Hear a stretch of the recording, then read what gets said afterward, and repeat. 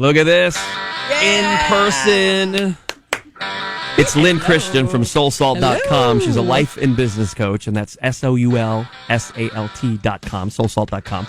So we're talking imposter syndrome. Yes, we are. So this is something that I just found out about. It was probably 2 years ago, maybe a year and a half ago, from a friend of mine who does very well in the tech world.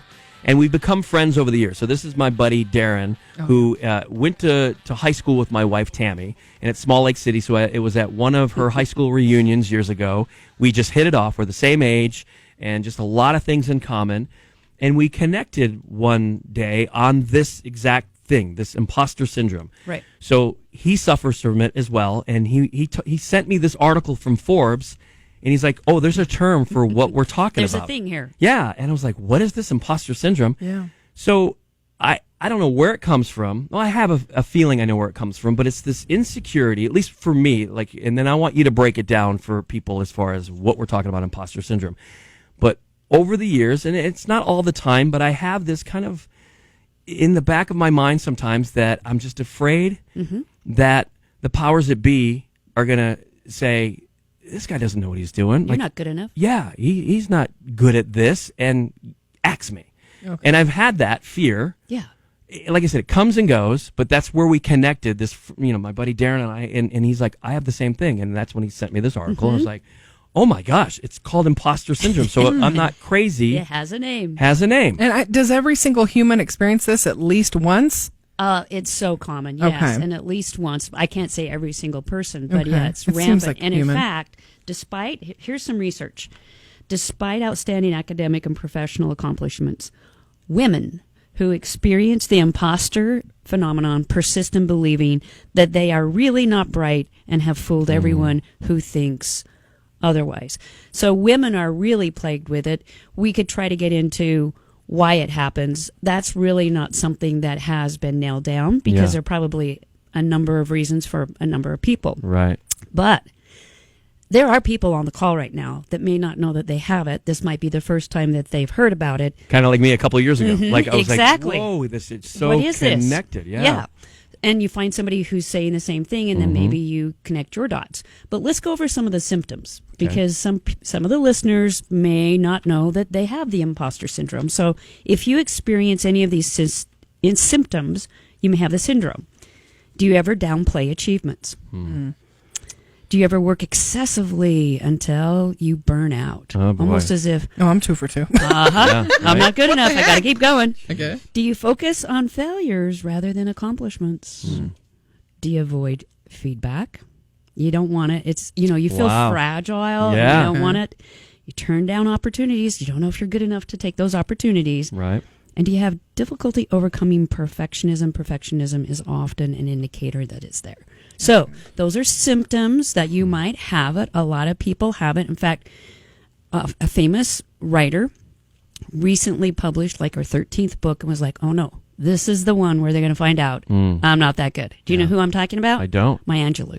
Oh, really? wow. Really? Yes. Wow. So where none of us are immune. In fact, It is human. it's so human. A famous actress is wondering why people watch her. And she's the one that says we all have it sometime. And that's Meryl Streep. Whoa. How about that? It doesn't get any bigger You're than in that. good company. You're in great company. Seriously. Wow. So let's talk about what we can do about it. Okay. So one of my favorite things is to look the bugger in the eye and be really honest, be compassionate with yourself, and ask it some questions and just say, hey, do you think I need more training in imposter syndrome? Is that what I need? Okay. Do I need a team that finally values my contributions? Do I need a healthier work environment where I don't feel these insecurities?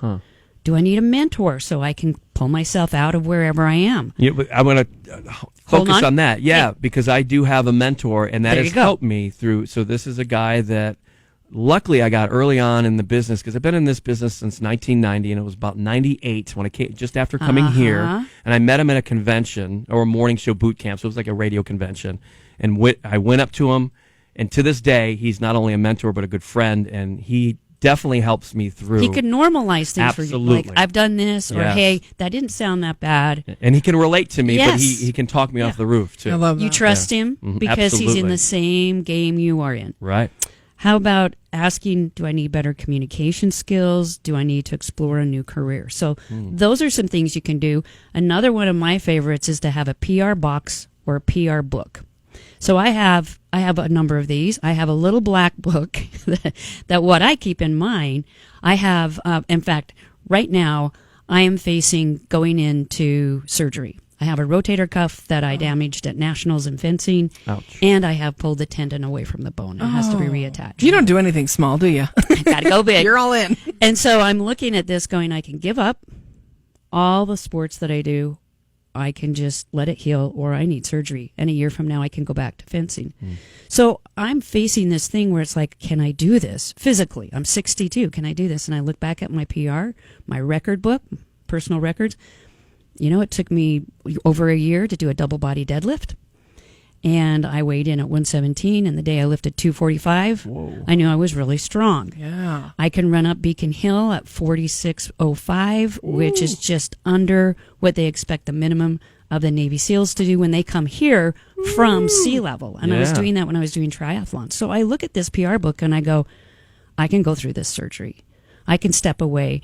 And so it helps to have a PR book or a PR box where you keep these little mementos that remind you of what you've done, because what you've done in the past is an indication of what you can do in the future. So there are a couple of ways to battle this thing. Never heard the PR box. And that is so awesome because you forget. Yeah. You forget. And you start to have those days where you feel maybe a little down and you're like, you know, you feel like, oh, am I a loser? Am I doing? Yeah, it just plagues you and it takes up so much mental space and you stay stuck. But to pull those out and start going through, look at all of the badass things that I've accomplished. I can do that and more. Yeah, and I'm going to make sure that that thing is refurbished for those days when I'm struggling with PT and coming back from this surgery to look at it and keep my mind in the right place. And if you're listening out there and you feel like you're in a hole or you feel like you have the imposter syndrome, you don't have to stay there.